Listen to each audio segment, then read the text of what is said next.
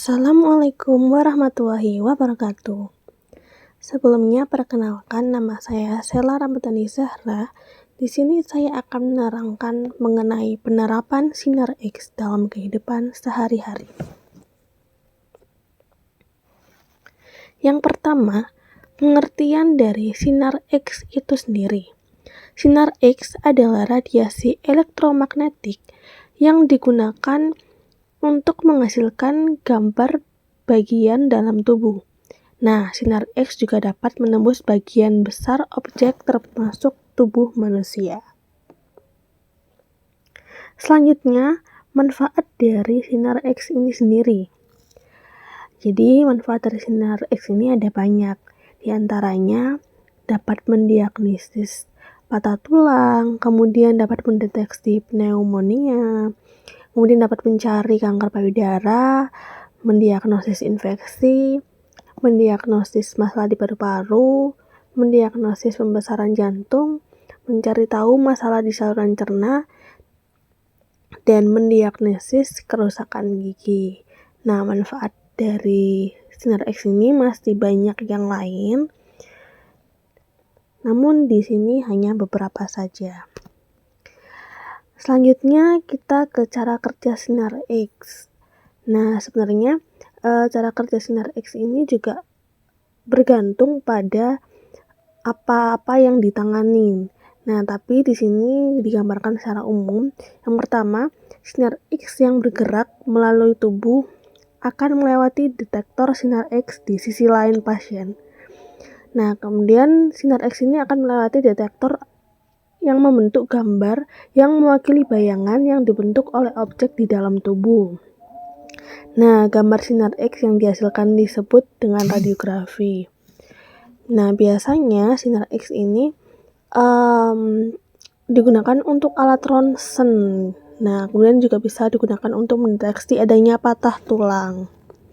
Selanjutnya, penemu sinar X. Nah, penemu sinar X ini ditemukan oleh Wilhelm Röntgen pada tahun 1895.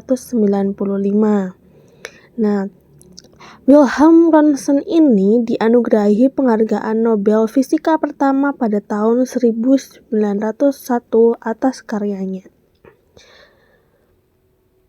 Oke, next kita masuk ke penerapan sinar X dalam kehidupan sehari-hari.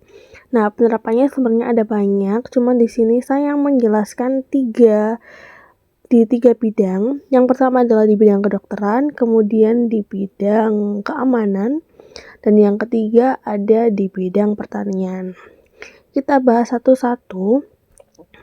Di bidang kedokteran, penerapannya ini yang pertama bisa membantu dokter melihat bagian dalam tubuh seperti tulang, organ, dan jaringan. Yang kedua, dapat memantau perkembangan penyakit seperti osteoporosis, kanker tulang, dan tumor payudara. Dan yang ketiga, menyelidiki penyebab dan gejala penyakit. Yang keempat, memantau efek pengobatan medis. Dan yang terakhir, radioterapi untuk membunuh sel-sel tumor dan kanker.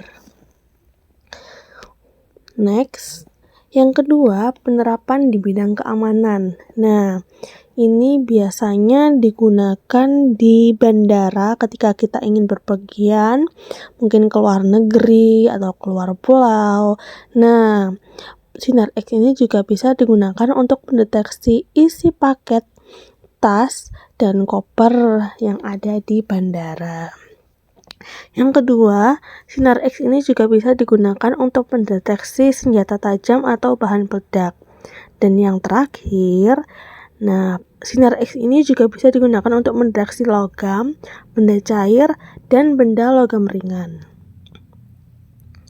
Selanjutnya, penerapan sinar X di bidang pertanian.